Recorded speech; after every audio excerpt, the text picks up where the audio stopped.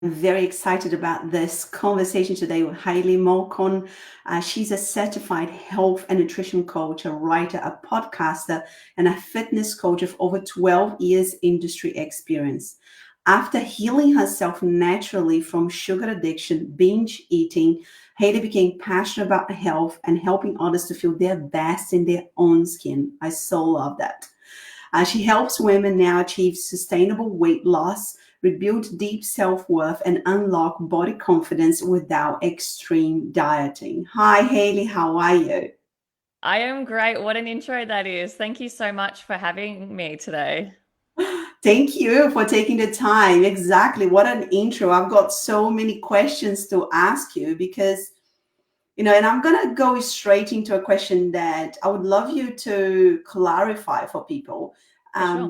What it is binge eating?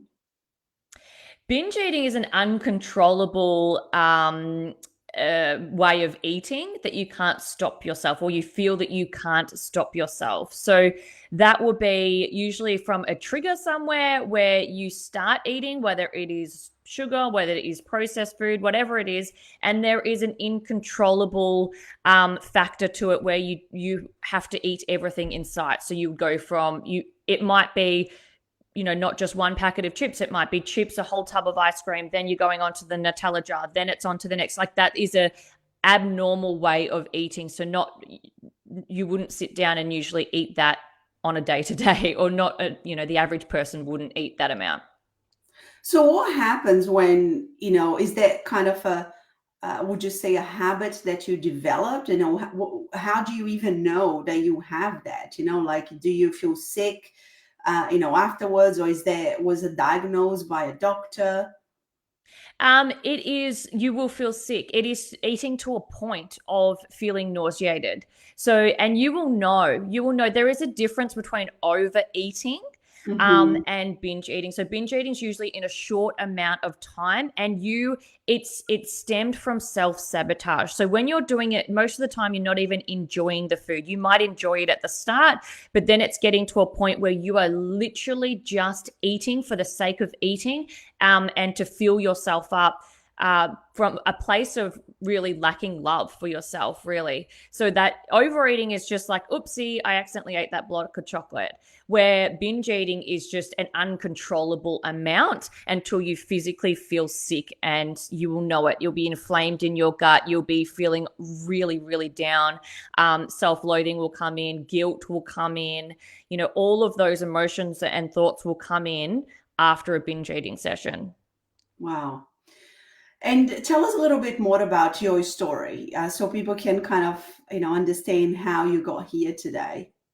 Yeah, for sure. So, as you said, I started off in the fitness industry 12 years ago now, which feels like a lifetime ago. But back then, I still didn't have a great relationship with food. So, what I was helping people in the gym work out. So, they were coming in, I was giving them their gym workout. Then they were going home again, or we may have even sent them a little printout of here, follow this meal plan, and you can get to your 5K or 10K loss or whatever you were after.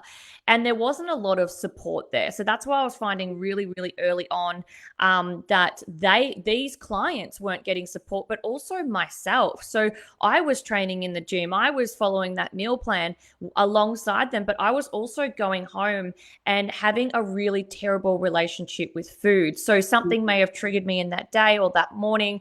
And I would come home, and I knew driving in the car on the way home, what I was about to do. And that was coming from whether I was, lacking that self-worth within myself. Something had triggered me, and that's those self-loathing thoughts would come up. And I would then use food to numb out. So as you just identified before, the difference, well, how do you know you have binge eating? It is that it's coming from such a hatred deep down inside, and you definitely will identify that, and it's not that case of overeating. So what I was finding in the fitness industry, it was very superficial. So while Mm. people were getting worked out, and while they were having this meal plan, there wasn't a lot of support after that. And it was almost like these women, particularly women, were going home, and it was almost like, oh, but I want to help you more. Like, I want to help you more. But I also needed to help myself, because I was still suffering from the same things that these women were. They were very stressed. They were overwhelmed. They were also, binge eating and having this self-loathing. And it wasn't until I started to dive in and do the work that I knew I needed to do. Many years ago, I was actually working as a personal trainer on the side. I was also working in the media industry, which, as we know, can be a very superficial place to be. And what I was finding, I was trying to live up to these societal norms of looking a certain way. There was lots of photos getting taken. There was lots of videos, and I was looking at myself, just nitpicking myself all of the time. Anytime we had to do anything that involved a camera or filming. And that's when I started to really, there's a big truck going past. That's when I started to really dive into the work myself. A girl that I looked up to at the time was Gabby Bernstein. You may know her. She's a spiritual mentor of mine. And I remember picking up one of her books, and just deep down in my gut, I knew that this kind of work was going to help me and help me rediscover who I was as a person and get away from that the superficial side of things. And it was from there, as I was learning to uncover and unveil a lot of the belief systems and the thoughts that I was having about myself. It was just this light bulb moment of, oh my goodness, it is so much more about looking good in a bikini, or, getting in the perfect workout, or sticking to this meal plan. It is so much more than that. It's coming from this deep rooted belief about myself and what, I believe to be true about myself, and how much love is coming from there. And basically, as I was doing the work on myself, I started teaching women this same thing. And I was able to help and support them more as I was helping and supporting myself. Yes. Which was really profound. And that has led me to what I'm doing now. I went and did all of my certifications and qualifications. I was like, I need to know this. I need to learn how to help other women who may have been stuck where I was, or still stuck now. So that's basically how the journey into women's coaching, wellness coaching, began. That's amazing. And you said so many things there that are very important. And, I am very passionate about that, because, of course, I almost died myself. And when I think about weight, I think about that is a precursor to all of the chronic diseases. So, for me, the motivation to, exercise every day, to eat healthily, is because I want to live a long and healthy life, because I don't believe when you are overweight, you can experience that. I have been overweight myself. I come from a family of obese people. My parents and my brother, they never exercised. So I had to learn all of that on my own. But like I said, it's not only about the physical thing, right? Like, it's not just, here we go, a plan, here we go, the exercise and the food, and off you go. Like, there is a lot of research that talks about this obesity problem in the world being related to trauma. And, as children and people, of course, as they grow up, they find, the eating as, they are kind of drug, if you like, or their tool to numb themselves. What are your thoughts around that? 100%. Our external is a reflection of our internal state. So when we aren't, nurturing ourselves on the inside, it reflects on the outside, right? So that is, I 100% believe that. But and the big thing as well is having that why behind you.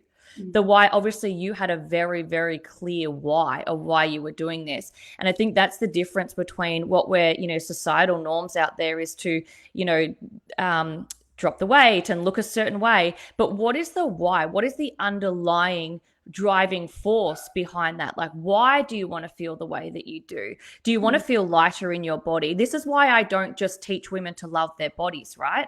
Because if they're at an unhealthy weight, then all the self-love in the world is not going to get them to love their body, but also they're not doing something in a healthy way that's healthy for them. I think there is a very big movement out here for body positivity, and that is all well and good. And this might be controversial, what I'm about to say. I think that's great, but not if it's learning to love their body while they're trashing it. Do you know what I mean? I totally agree. Yeah. I totally agree. And I mean, nobody can deny that when you're overweight, you are on a path to developing some sort of disease in the future, right? Like it's if you're overweight, you are filled with inflammation. And, you know, in my case was the cancer, somebody else would be an autoimmune disease or something else. But the reality is we as human beings are not made to be carrying extra weight, right? And I think you were so right. And I think that, the body positivity it's an important movement. But, you know, like you're saying, I think once you start linking the why, you know, with really, I want to feel good and I want to love myself, you are not going to want to do the things that are trashing your body, right? That are putting weight on your body, right? Because that's also, there is the energy of those things, right? That's right. You can't have one without the other.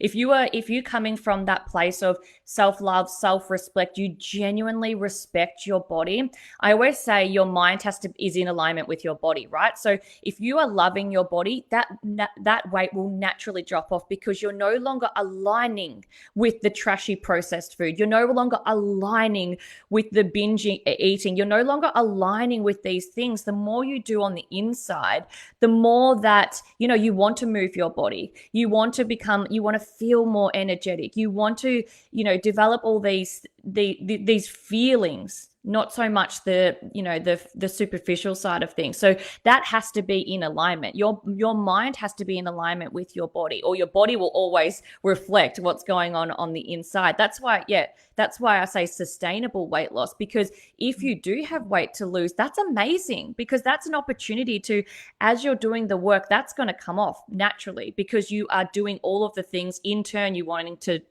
do all the everyday things to feel healthier. You're wanting to nourish your body. You're wanting to move it in a loving way. You are wanting to continue to nurture yourself. So yeah, I love that.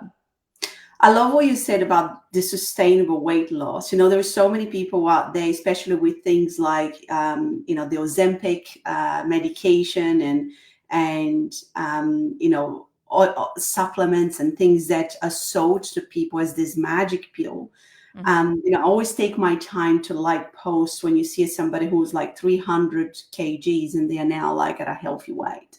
And seeing that person's journey, you know, like on a really quickly, you know, going from that to a completely healthy and happy person.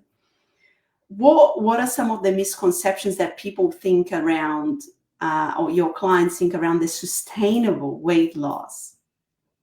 Well, the sustainable is when you're continuing to nurture yourself. So if you are going in and doing all the shakes and the cleanses and you're only looking at the physical, the external to lose the weight, that's when it's not sustainable, because the second you come off those, you haven't learned anything about yourself. You haven't developed new habits. The only habit you've developed is turning to a shake instead of something else. So you've got to peel it right back. So sustainability is doing these things as who you are as a person.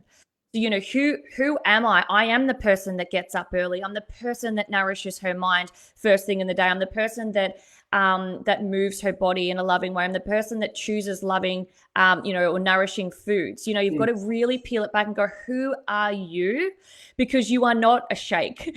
You know, you are not a cleanse. You are not those things. Yes, they might get those results, but they're not going to be sustainable because you've still got those same limiting beliefs about yourself. You could lose all the weight, still look in the mirror and still not like what you see. And you could have like the most, quotation marks, perfect body. But if you're not loving yourself and doing the work on the inside, that's when it's not going to be sustainable, or it's not, you'll just self-sabotage. And that's a big one. And I used to see that back in when I worked as a personal trainer. I would see some amazing results coming through, like these men and women were getting these amazing results, but they were very much stuck to the plan. So the second they came off that plan, they didn't really know who they were as a person. They didn't really develop any routines apart from going to the gym and following a plan. So that sustainability is a lot of factors, but it's mainly peeling it back. I do a lot of identity work with women. So really peeling it back on who you are as a person. And let's take a look at the habits, thoughts, and behaviors behind that that's going to see you into the long run, like into the future. I love that, because what people are looking for is that, magic thing and quick fix, right? So even when they go to the gym and have a plan, they want to be told exactly what to eat, what to do, and they don't want to think for themselves. So that is just, it's the same thing as I said, can you just look after my life for me, right? Nobody wants to take, when you start looking at becoming a different person, you have to be able to go and think for yourself, right? Like you can't just keep ticking boxes and a checklist, because all of the checklists might not work for you. You might change one little thing, right, that will still work for you, but it's just slightly different for you, right? And that is where the power is, right? 100%. So that's empowering yourself. So this is what I teach women all the time, is empower yourself with the knowledge, empower yourself with this work that you're going to have for the rest of your days. Because like you said, those quick fixes, the plans, they're disempowering you. That it's basically getting parented. Follow this, do this, and then you'll get this. But at the end of it, you don't really know how to do that on your own. It's like you're a kid, like going, okay, what do I do now? Like I don't have that support system or that nurturing for someone to tell me what to do. Where if you've got that information, like you are empowering yourself, you are just, diving deeper and deeper and deeper and unveiling all these beautiful layers about yourself. You can't have that taken away from you. You know who you are. You've got that information for life. But sometimes it just takes that support at the start to peel back those layers and go, okay, that's me. That's who I want to become. And that's me for the rest of my days. I think what you said, is so important. The empowerment, choice that we can make that decision, right? To go, okay, well, I want to become a different person. I want to think for myself. I want to learn this little bit and then go, on my own. This is kind of a life lesson. What are some of the things that stop people from going, I actually can't do this on my own? I have tried all the shakes and the diets and all the, the green juices and the cleanses, and I'm still stuck in the same way. What are the things that your clients tell you, that is stopping them from actually going, okay, I've had enough. I can't keep going like this anymore. For me, it was stage 3 bowel cancer, and I wish that nobody had to go through what I went through. I wish that nobody waited for that wake up, but yet we have this tendency to wait, to wait, right? For, oh, it's going to be fine. It's going to be fine. Look, everybody around me does this. It's going to be fine. What are some of the things that people stop them from actually taking action? The fear of failure, I think, stops a lot of people because they may have been exhausted and burnt out from trying all the things. So it's that fear of, oh, is this going to work? When we start talking about self-love, self-worth, empowering yourself, it can be a really foreign concept for a lot of people. And they go, oh, I don't need that. Oh, I don't need that. I need the plan. No, give me the plan. Give me the plan because I like the plan. And they get, it is because they don't trust themselves, because they've learned all of these years not to trust their bodies, not to trust what they're putting in their mouth. They don't trust themselves. So the first step is, like we said, that empowerment, but really stripping things back and going, okay, let's take a look at some little things that we can implement. And sometimes that is structure. So there is a Mhm. very big pull at the moment. There's a very big push in the industry for intuitive eating, right? So that's the goal. If we could get to intuitive eating, that is the goal, because you are then deeply connected. Your mind and gut. Your mind is your gut is your second brain. So that's the goal. We want to get there, because once you're there, you know who you are. You are tuning into yourself. Your intuition is just humming along. Like, that's the goal. But to come in and be like, I want to make change, and someone turns around and says, just follow your gut. Well, your gut's not going to tell you anything at the start, because you haven't done the work. Because most likely you are foggy, you are confused, you're overwhelmed, you're burnt out from trying everything. You're not going to have that really strong connection. Or if you're nourishing your body incorrectly or fueling it with processed foods, you're not going to have that intuition, because there is just a lot of mess in between your mind and your gut. So the biggest thing is really peeling it back.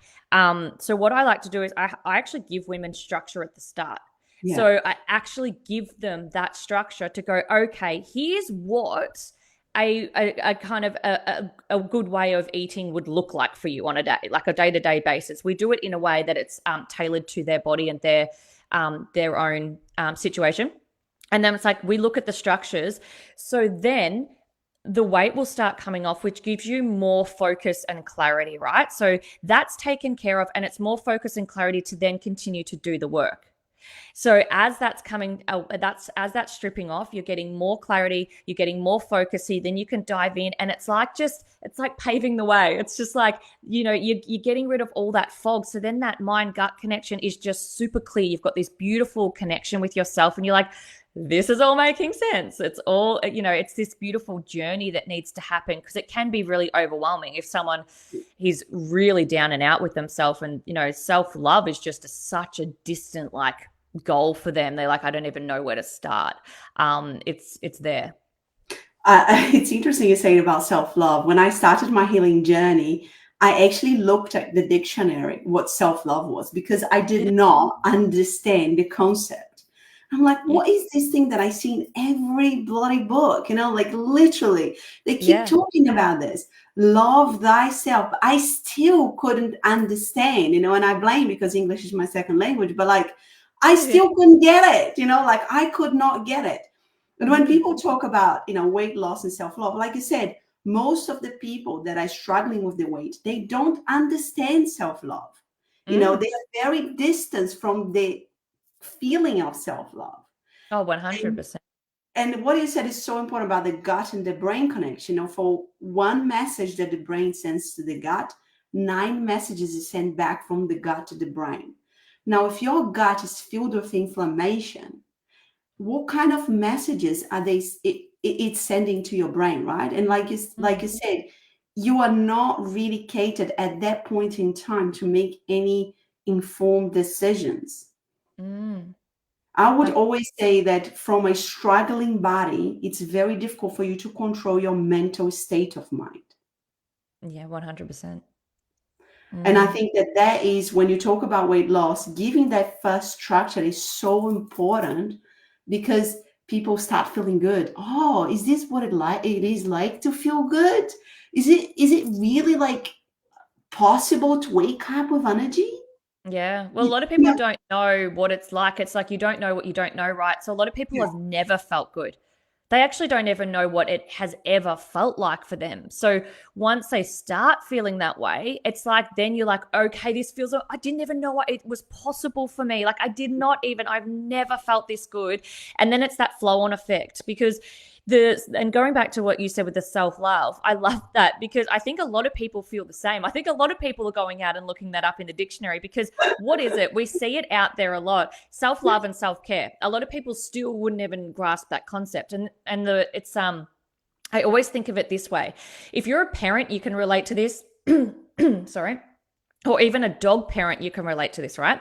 So, when a woman becomes pregnant or she has a child, then all of a sudden, she has this deep, immense love for this child. And it's, I want to make sure this child's well fed, well loved, well cared for. I want to make sure everything that's going into their body is of the highest quality. Yet we don't do that to ourselves. It's only when you become pregnant when you start watching what you're putting into your body, because then it affects another human, right? And then when the child's born, It's the same thing. You just want to do the best you possibly can. It's the same for dogs. I used to work in an industry with people training their dogs, mind you. And a lot of people were so worried about their dogs. They were like, I have to have the best quality food that I have to exercise them every day. You know, my dog's behavior is changed when I don't exercise them every day. And they were bringing these dogs out. It was a fitness company that, yeah, you worked out with your dog.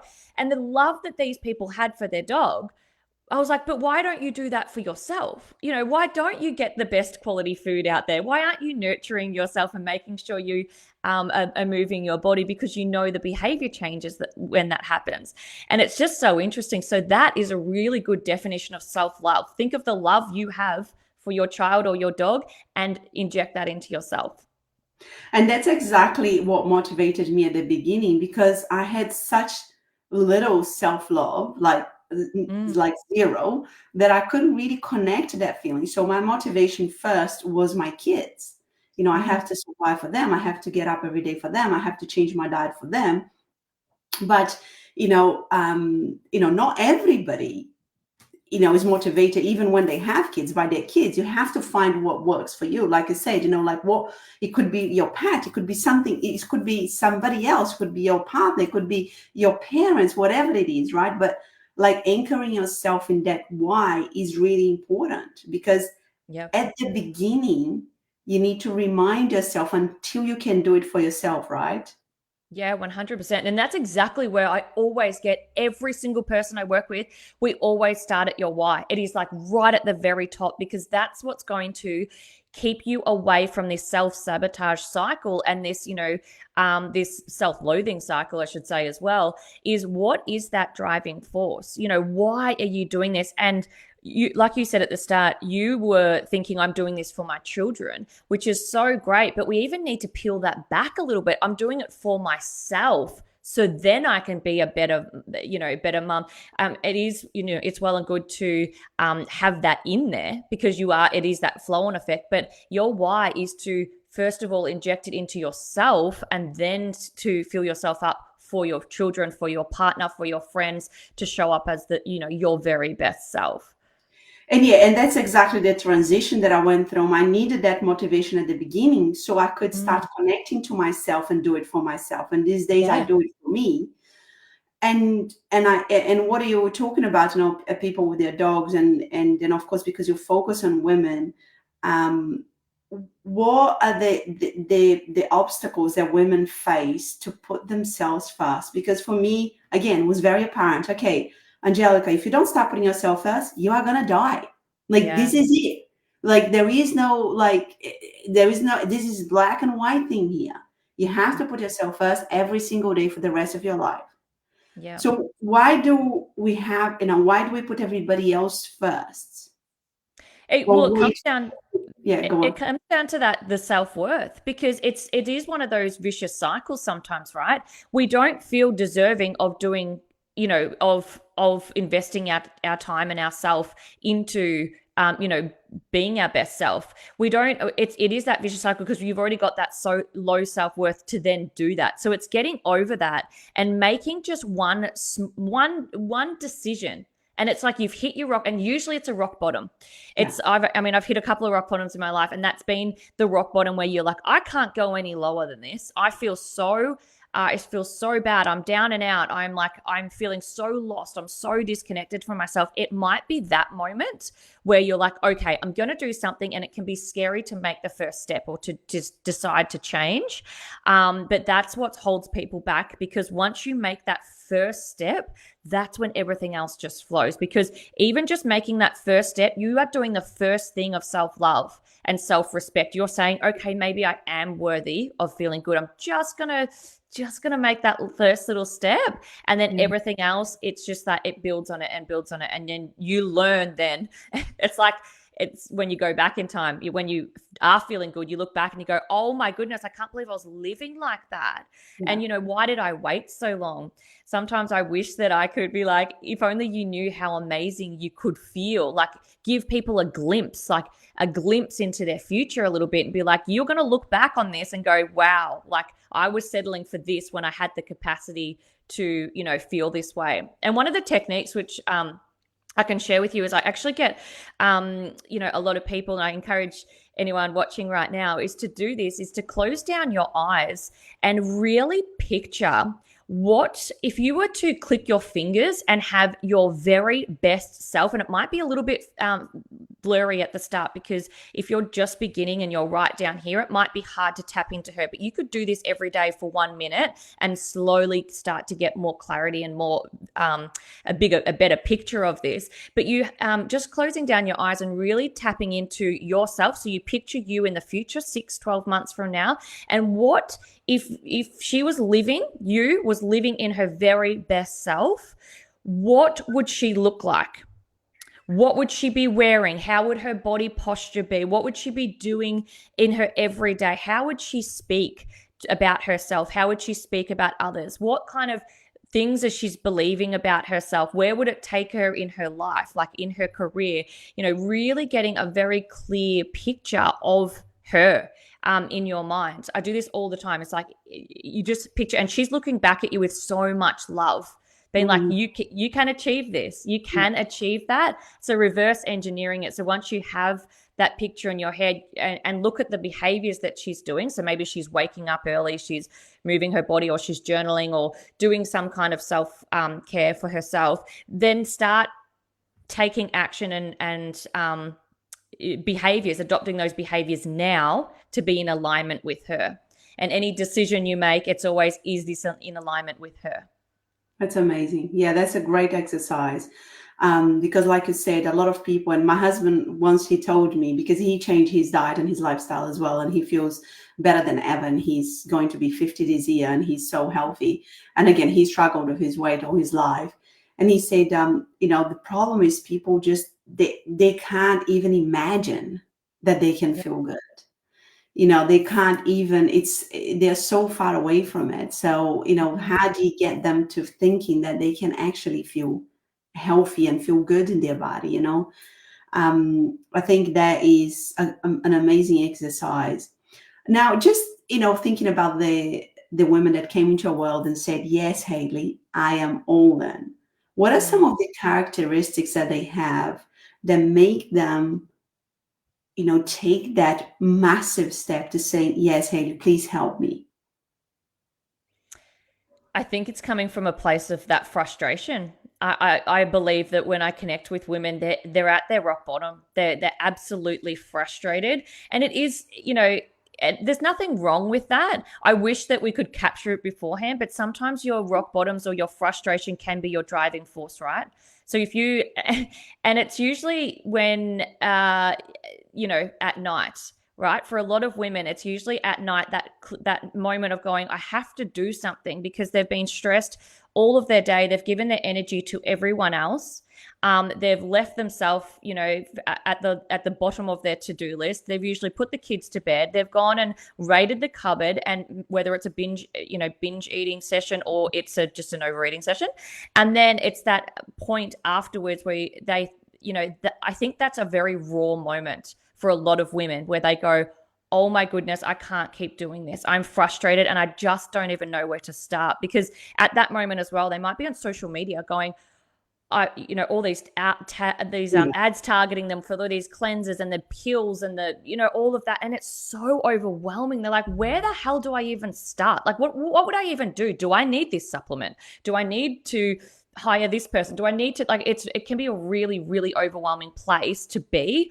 And I think sometimes that can be their rock bottom every single day, for every single night for a year before they decide to take action. But I always say now, take the leap before you're ready, because you're never ever going to be ready. You're never going to have the time. Your schedule's never going to cater for it. You have to make time and prioritize yourself, and just be curious. Be curious of how good you can feel, but just know that everyone feels scared.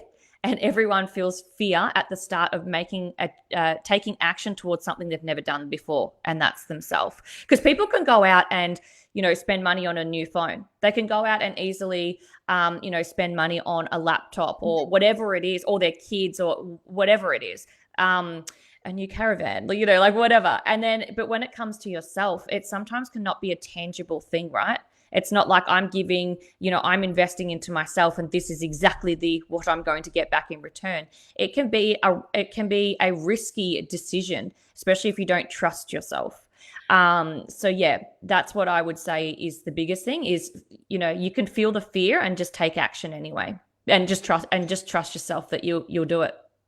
I think somebody was telling me the other day, oh, I know, but I'm just checking in with my body and my body is saying no. And I was like, well, what happens is with our body is that our primitive brain is going to respond first. And that's going to be alarm bells everywhere saying, no, don't do this, because it wants to keep you comfortable. So if you have been overweight your whole life, of course you're going to be fearful of making that decision. But once you make that first step, like I said, you already made a step towards trusting yourself, right? You already made a step towards going, I can do this, like I'm on the right path. I am not on my own anymore. I'm not, you know what I mean? Like, it's just straight away, you feel, I would say, relief.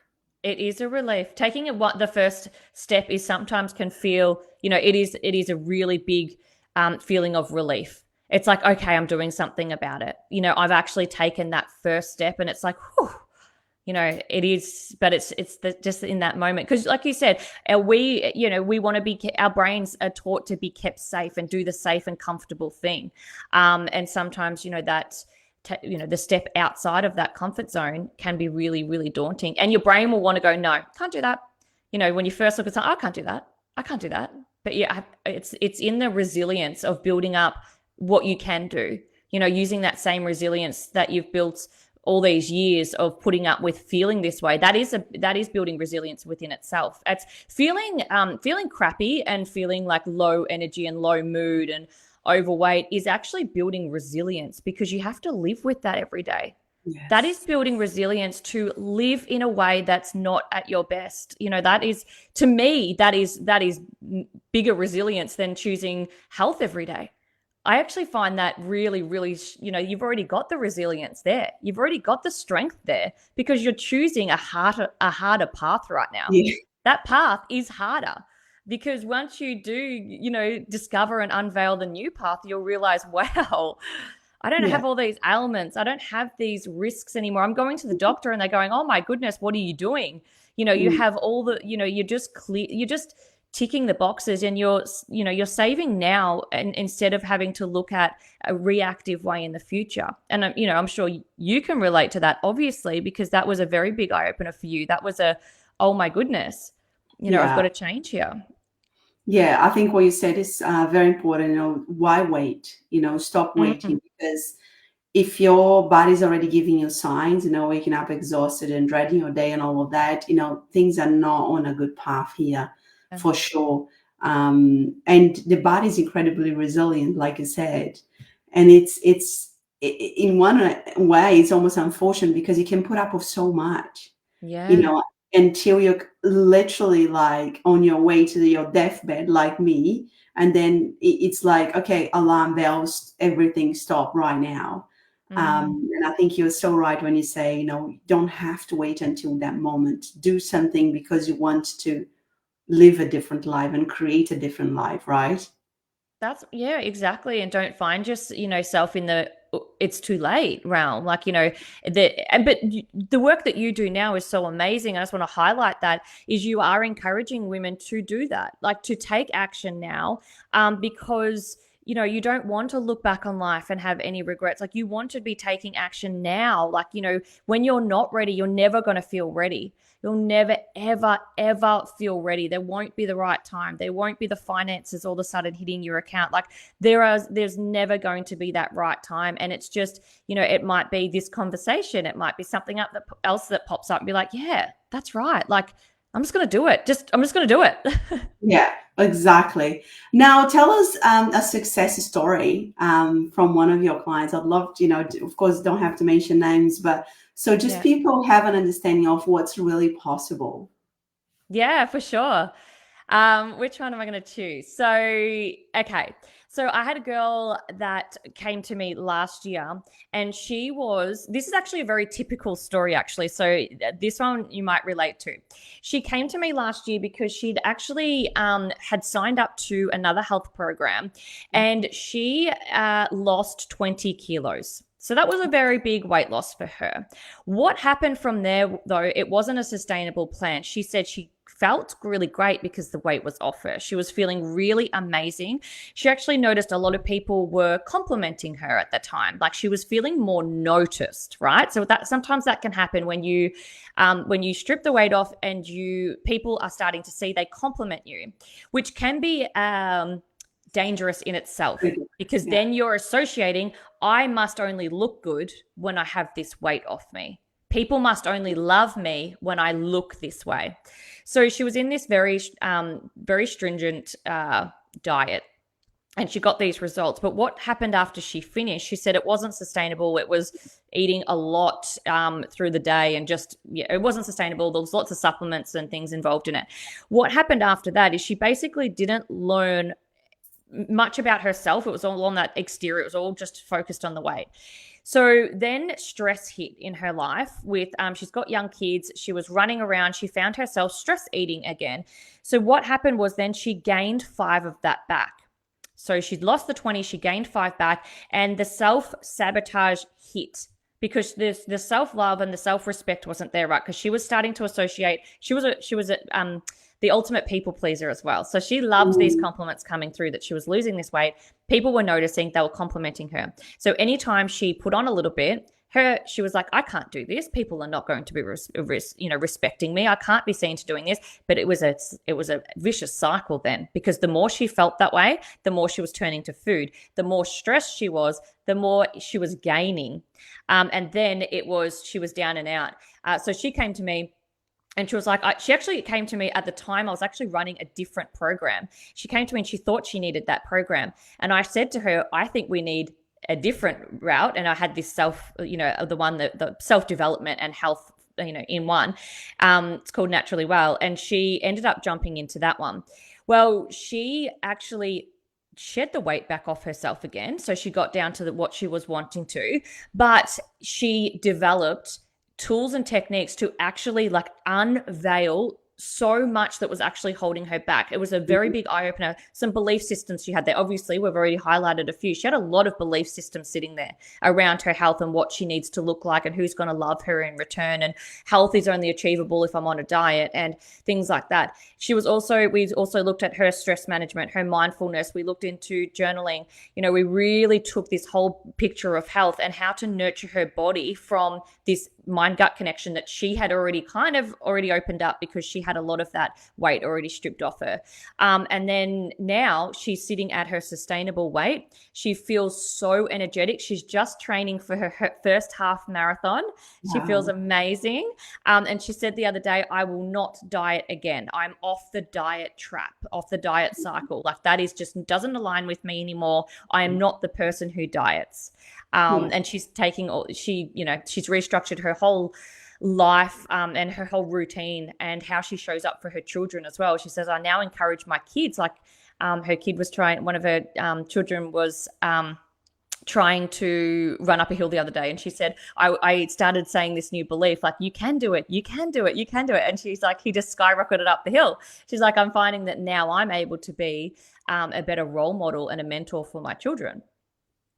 Yeah, I mean, like I said, it just affects so many areas of your life, right? For me, breaking that generation cycle, it was very important as well, because, and like I said, if people can't do it for themselves at the beginning, if they can do it for their children, because a lot of people that are overweight as adults, they have started when they were, 8, 9, 10, 11. So it's been like a lifetime issue. Yeah. And, if you have one parent that is overweight, you've got a 50% chance being overweight. It's just this cycle of issues, health issues for the whole family. And we are not getting better around that as a society in like first world countries, because kids are getting more overweight at an earlier and earlier age, and having to be medication for chronic disease at an earlier and earlier age, which is very, very sad. So again, for me, like, it's always back. I always tell my kids, you understand that, mommy does, and we do all that we do. It's not, to look good on a bikini. It's not about the physical, how you look, like the visual, but it's about how you feel on the inside. How, and I teach, this whole, how do you feel after you eat this, and how do you feel, after you eat, like, you go to a party, if you eat loads of sweets, and there will be, mommy, I just want to stop. I don't feel good, because that's not what we do at home. But, you have to let them experience as well. But, to have this connection, but they know, my kids know, what feels good is like. That's right. Yeah, because you're empowering them with that knowledge, because then they're checking in and tuning in with themselves. I'm very conscious of the compliments I give my daughter. Instead of saying you look beautiful, or you look that my parents always make very superficial comments, and I pull them up on it and ask them to reframe it. Is, instead saying, how do you feel? Are you proud of you? How does that make you feel? And the same thing, like you said, with the sugar with your children, instead of saying sugar's bad for you, don't eat sugar, it's how do you feel after eating that? I still let my daughter eat, sugary treats, but it's how do you feel after that? Empowering her with the knowledge to tune in with herself and go, actually, you know what? I don't really feel great after that. I'm going to select this instead of just drumming it into our children. I think sometimes people come from a good place to be like, I wanted my child to be healthy, but to first parent, our children, we have to reparent ourselves. So we also have to practice what we preach. So reparenting ourselves and empowering us with the knowledge to then pass it on to our children. Because sometimes that's a frustration point where you're like, why isn't my kid eating healthy? I want them to be have the best start in this life. But you look at how you're treating yourself and how you're treating your body, they're just reflecting that. So you can't, tell them to eat their vegetables and they turn around and you're eating, takeaway. So it's, you've got to just be their best mentor and the best, example, because they will learn for you, because they love you and they see you as their everything. And it's the education side of things as well. Like I had a mum, this was back when I was working in the gym, I had a mum giving her children little chocolate frogs every day because she thought it was their source of calcium.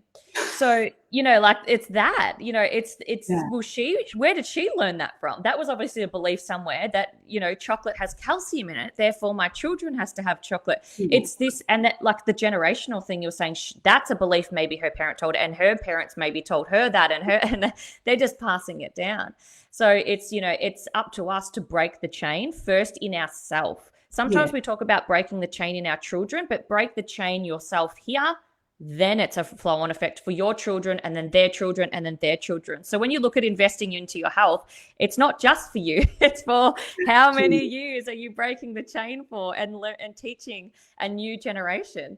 That is so important what you just said. That, like, that's it. The investment is not only on you. And, if I hadn't gone through the stage 3 bowel cancer, I would say my kids will be on a path to being overweight, because I've never been, I didn't understand the concept of being healthy as young as my kids are now, 12 and 10, and I always did things in Brazil, especially because there's such a culture of focus on how you look physically, on the outside, to stay thin. And, I never exercised consistently. I never, ate a ton of vegetables, like, all of those things. So my kids will be on their path to becoming, or if not already being, overweight.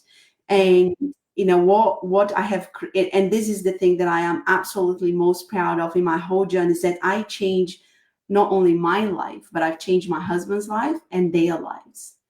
And they are 12 and 10, and my kids could come here and do a live and a nutrition class to anyone, because I have explained to them, why do we eat the way we eat? What is important for us to eat? I took them on a journey at their age level, and I kept, it kept becoming more and more complex as they grew up, and they know. right? Yeah. Like they know now for life. So, and I tell them sometimes we still have like, little arguments. Mom, I don't want to eat this. I said, well, guess what? Like when you move out, you can make your own decisions, but like Yeah. we're in our house here, this is the way we eat. And, Mm. eating healthy, I think these days, like you're talking about this lady who thought that the Freddo chocolate was a source of calcium. It is, you are going against the grain, Mm. because outside everywhere is just full of processed food, people drinking moderate alcohol, which is not moderate. We all know that because I used to binge drink.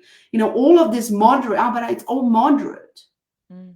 but Yeah. everybody's just not healthy. So, it's clear from a place where you have built health from a disease, or from overcoming a challenge, but it's not so clear for people that have been bombarded with this Yeah. unhealthy things, That's right? right. And I think it's normal. Yeah. It's commercialized. I mean, you look at some of the biggest commercial companies out there, and they're not, you don't see very big, healthy companies. Unfortunately, and working in media, I learnt this very quickly is these big companies have a lot of money behind them for their marketing to market this into our brains. Well, as a child, I mean, we looked at the big fast food companies, and that was everything, like and that then passes on.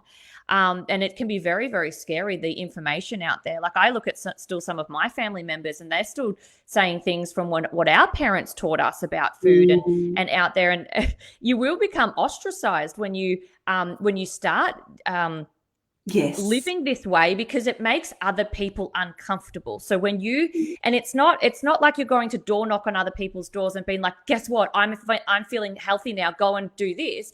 Everyone's on their own journey. And when you Mm, said you doing your health journey, you inspired other people around you. I've had women say, their husbands are like, what crap are you eating today? yeah. But then they start seeing how good that they feel, and they start going, okay, this is actually really yummy. Oh, this is really good. Oh, I love this. And then your kids will start doing that. So I've never ever isolated someone for eating unhealthy. I could be sitting at a table with 13 people eating unhealthy, and I'm the 14th person eating healthy. I just stick to my own lane, and I just do it. And people are curious. They go, oh, what are you doing? Because if I sat there and said, why are you eating that pie? That is very unhealthy. Do you know how much fat is in that? Or do you know how much? It's going to make them feel uncomfortable. And it's not the way that I message things, but like if when you actually are radiating and you're very energetic and your skin's glowing and you're feeling really good, people are going to start asking questions and get curious and go, oh, what did you do? Like, I want to do that. Like, I want to do that. So you're just leading by example, and also just stepping outside of that. What you said, that we've come to, there's this term normal for everything now. Like Yeah. my family still says to me, do you want this bread, Haley, or the normal one? So the normal one is the white processed one, right? And mine's this beautiful sweet potato sourdough, gluten-free. So, and then I'm like, I'll have the normal one, my sweet potato sourdough, thank you. I just put it back on them and say, because we need to re-normalize normal. So it's like, do you want the normal pasta, or do you want your vegetable one? Like, Yeah. this is the talk that people, Yeah. still have. But we need to re-normalize, well, this thing that is made from whole fresh foods is actually normal, and that the processed one is a man-made synthetic, product made of chemicals, right? So how are we normalizing that, but where this is abnormal? The Yeah. one I that's mean, made from it clean is, whole fresh yeah. food. It is pretty crazy. Like I remember because I stayed at home during chemo and I didn't go out because I had to self-quarantine because I was feeling sick, of coughs and colds. And I Mm. remember the first time I went to the supermarket, because back then I had already changed my diet. So my husband would go to the supermarket, get all the fresh things, and we'll cook all this fresh stuff. And I went to the supermarket and I felt so overwhelmed by the amount of unhealthy food that there was available. And I thought to myself, how is somebody ever gonna come here and come out with a healthy trolley? Like Yeah. it's literally like it's almost impossible. And I had read like, hundreds of books. I had listened to hundreds of podcasts. I had literally just focused on nutrition for like 7.5 months. And when I went to the supermarket, it's just like, you go to the veggies section, and then everything else is like sugar, sugar, sugar, sugar, sugar, sugars, salt, processed, Yeah. and you're like, how is a human being able to get out of here with That's something that is remotely health promoting?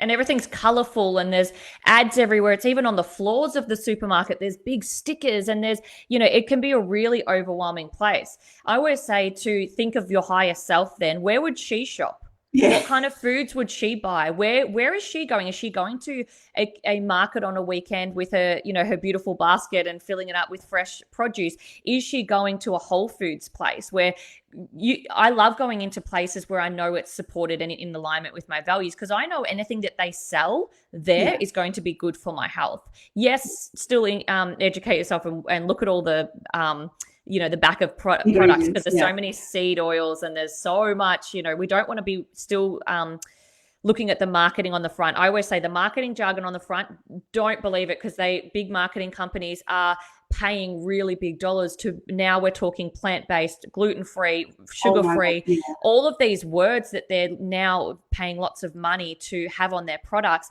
because people are going, oh yeah, people are eating plant-based, and then they see something that says plant-based on the front, and they go, oh, that must be healthy. But if we look at the back, like, as you know, like, that's not the case. So go to places that are going to be supportive of you and picture that higher self. Like, where is she shopping? I try to minimize supermarkets because of that reason, because you most likely come out spending more than what you went in for, but also buying things that, were luring that weren't luring before, because you didn't see them. Out of sight, out of mind.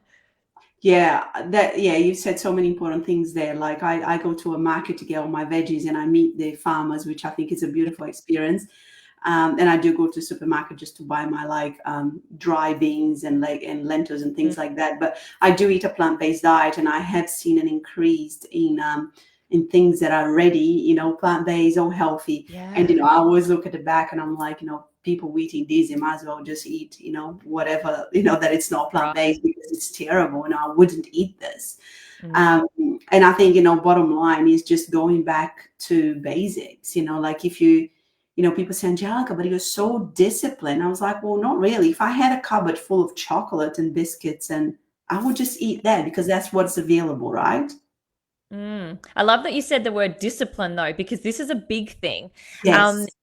People go, well, I'm being good, or I'm on a diet. No, I'm watching what I eat at the moment. That requires discipline, right? Because you're telling yourself, I'm on a diet. I'm trying to be good. It's the words that we use, that's good and that's bad. And our brains naturally want to go, well, if you're telling me I can't have this, I want it. The second you go, I can't have sugar, that's what I want now. Like, I just want that. And that requires a level of discipline, which the way that I teach is, you don't need discipline when you don't align with those foods anymore. So if you're not a smoker, and someone comes up to you and offers you a cigarette, how much willpower is it going to take, or discipline, to say, no, I don't want one of those, thank you? It takes nothing. Because you're not a smoker, you're not aligned with that. That's not even you go, no, I don't. Or even alcohol, if you don't drink alcohol. But if something was presented to you, like some cake, for example, and you hadn't done the work and you were on a diet and you usually eat cake, that's going to take a lot of discipline to say no. And that's a lot of willpower. And chances are you're going to walk away to the point where you're going to go, I keep thinking about that cake, stuff it, I'm going to eat it. And then I'm going to eat it which might lead to a binge eating session, which might lead to overeating and gaining more weight. Because you're just clutched a hold of this discipline, or these restrictions that you have on yourself. Yeah, I love that. Just the word discipline, everybody, just like scared away, because they're like, this just sounds like a life of hell.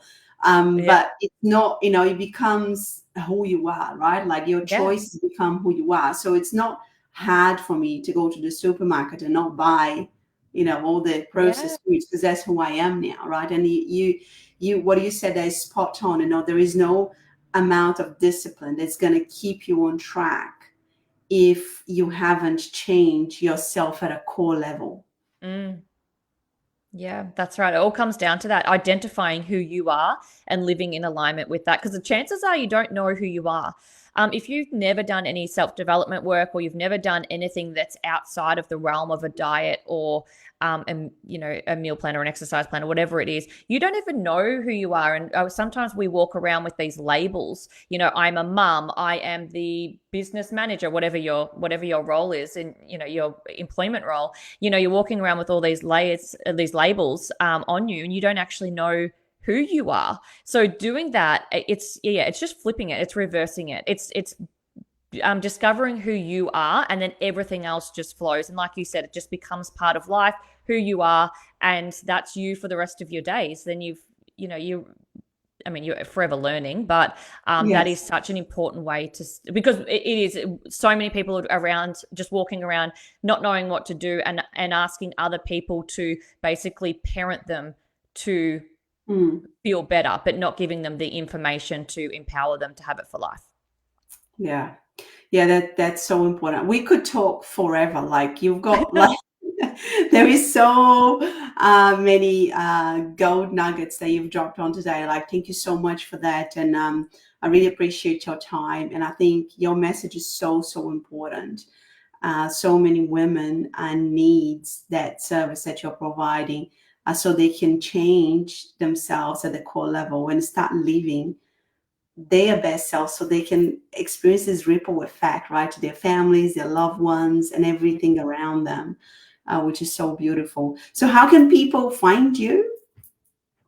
I hang out on Instagram the most. I love hanging out there. I love connecting with women. I have a driving force to, help women feel their best self. So I mainly hang out on Instagram. So that's at 𝗕𝗢𝗢𝗢𝗪𝗓. I'm sure you'll tag it on here so people can see spelling. It's on the screen as well. And I actually have a free training at the moment. So if you want somewhere to start, that is a great place to start, where we just dive into what we've been discussing today, and just to really open your eyes of where you're at and where you need to be. So just pop over to Instagram and start the conversation and ask for the free training. It's called 10x Your Health. So amazing. That's a great start. Amazing. Well, thank you so much, and I will see you soon. Thank you so much. I appreciate your time. Take care.